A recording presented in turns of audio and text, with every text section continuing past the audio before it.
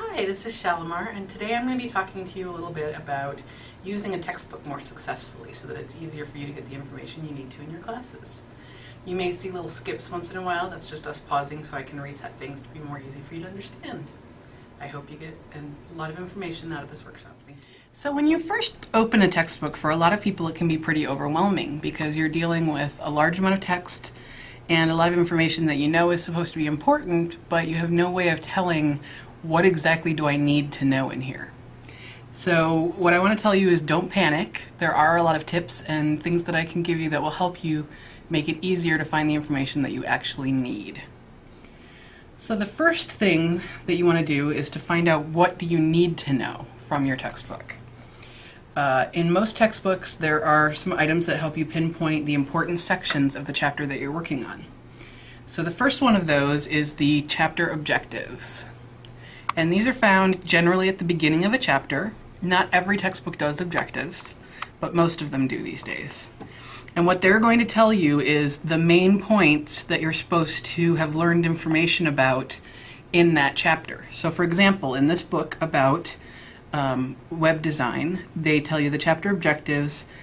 In this chapter you will learn about the evolution of the internet and standards, the beginning of the World Wide Web, and client-server models.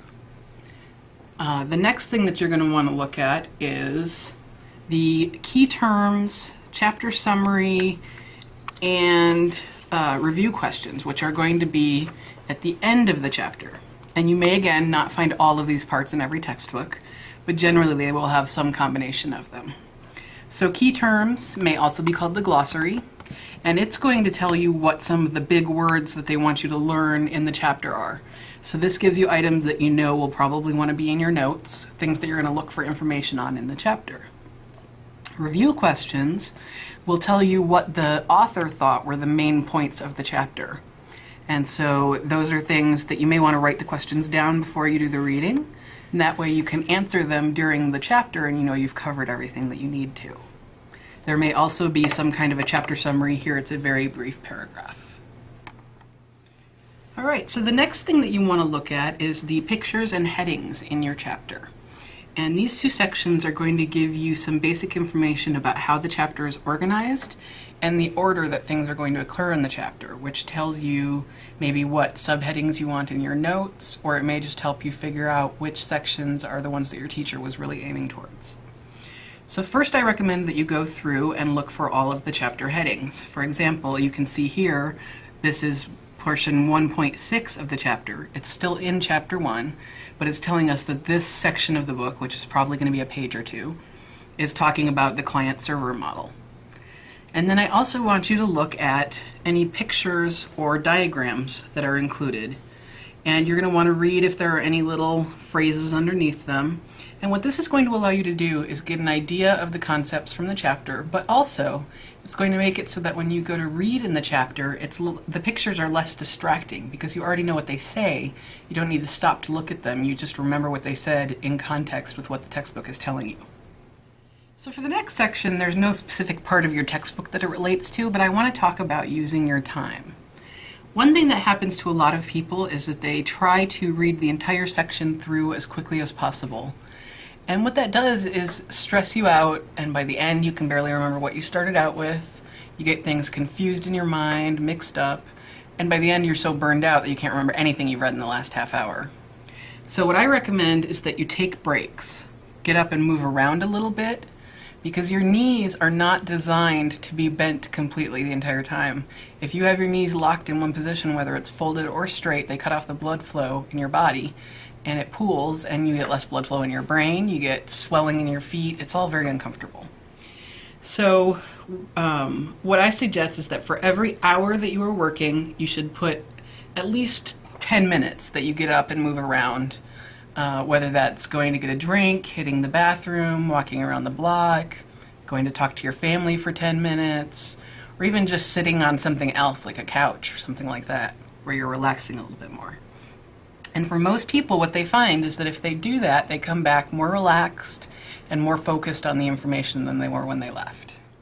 Now in this section I'm going to talk about making sure that you're not overloading yourself with too much information at once. So what I recommend is that you start with one subsection of a chapter. So for example, I would start here and read the 1.1 section, which is just this one page on the evolution of the internet.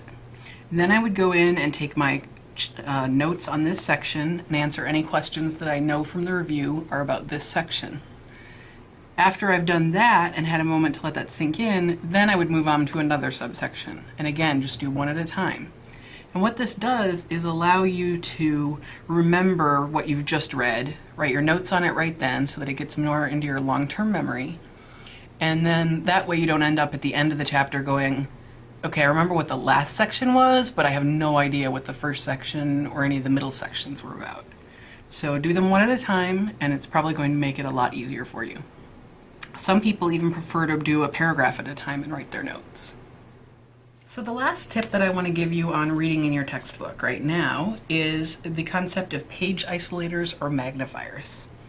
And the reason I talk about this is because for most people, a lot of text on a page, especially with nothing to break it up, can be really distracting or confusing, and we call that page clutter. And for some people it's just overwhelming, and by the time they get halfway through a sentence they can't remember what else they saw on it because they're focused on how much they still have to read. So for that, what I use is something called a page separator or an isolator. And you can make these out of any kind of paper or cardstock. And what you want to do is just cut a slice out that's going to show you 1 or 2 paragraphs at a time. And that way you can read the section that you're focused on. It kind of blocks out the other information. And you just slowly move it down the page as you go. And you can get just the sections that you want information on.